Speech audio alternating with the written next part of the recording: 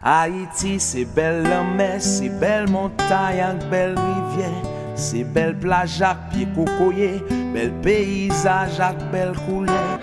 La Española es una isla en el Caribe que alberga dos mundos completamente diferentes. De un lado está Haití, el país más pobre de Occidente, sumido en la miseria, el hambre, la inseguridad, la inestabilidad política, crisis medioambientales como la deforestación y donde el acceso a la energía sigue siendo un lujo para muchos.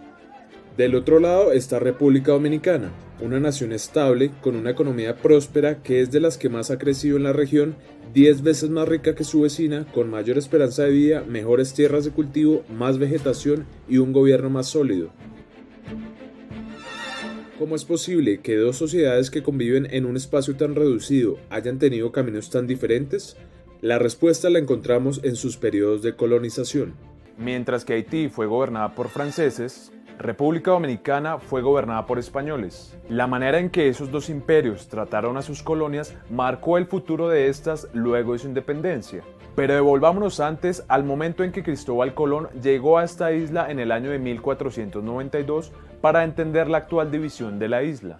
Los españoles utilizaron esta isla como base estratégica para la conquista de otros territorios y poco a poco fueron perdiendo interés en la parte occidental de la isla, donde se ubica Haití. Francia, que quería una parte de la isla debido a sus múltiples recursos como el café y el azúcar, se disputó la parte occidental de la isla con los bucaneros ingleses y holandeses y salió victoriosa. Casi 2 siglos después, la corona española le cedió formalmente a los franceses el control de la parte occidental de la isla y así nacieron las dos colonias. Santo Domingo, gobernada por los españoles, y Saint-Domingue, gobernada por los franceses. Francia decidió explotar al máximo las plantaciones azucareras en Haití y para eso llevó a miles de esclavos africanos de distintas etnias. Lo único que le interesaba a los franceses era hacer de esta isla un gran productor económico y de ahí nacen muchos de los problemas actuales de Haití. La mezcla forzosa en Haití hizo que luego de su proceso de independencia fuera casi imposible ponerse de acuerdo, por lo que se presentaron varios golpes de estado.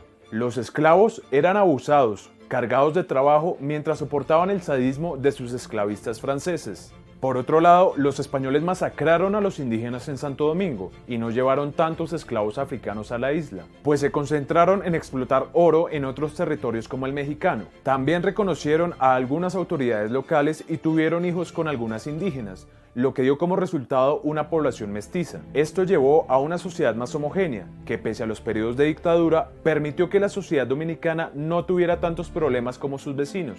Los franceses dejaron otro problema. Las tierras fueron explotadas año tras año durante siglos. Para plantar las plantas de azúcar se talaron miles de árboles y eso tuvo efectos a largo plazo. Para el año 2010, el 98% del territorio forestal de Haití estaba deforestado y los expertos dicen que hay una correlación entre deforestación y pobreza, pues España no explotó las tierras de su porción de la isla como lo hizo Francia. Y no contentos con el daño que habían ocasionado, los franceses sentenciaron la suerte de Haití con una multimillonaria multa, con el argumento de compensar las pérdidas de los productores de tierra y los esclavistas franceses. ¿Pero por qué Haití aceptó esta multa? Porque luego de su independencia, en el año 1804, cuando se convirtió en la primera nación independiente en América Latina, Haití no lograba reconocimiento diplomático con ninguna nación. Las potencias aislaron a la antigua colonia Saint-Domingue porque tenían miedo que su independentismo contagiara a las colonias vecinas. Francia le ofreció reconocimiento diplomático a Haití a cambio de 150 millones de francos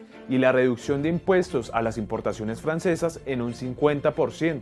Eso obligó a destinar la mayor parte de los recursos nacionales de Haití al reembolso a Francia. La deuda no fue saldada hasta mediados del siglo XX, en el año 1947, y durante más de un siglo obstaculizó el desarrollo del país. Todos estos factores contribuyeron a que una parte de la isla sea más próspera que la otra. Haití es hoy lo que es por las secuelas que dejó el proceso de colonización, el cual Francia se resiste a revisar.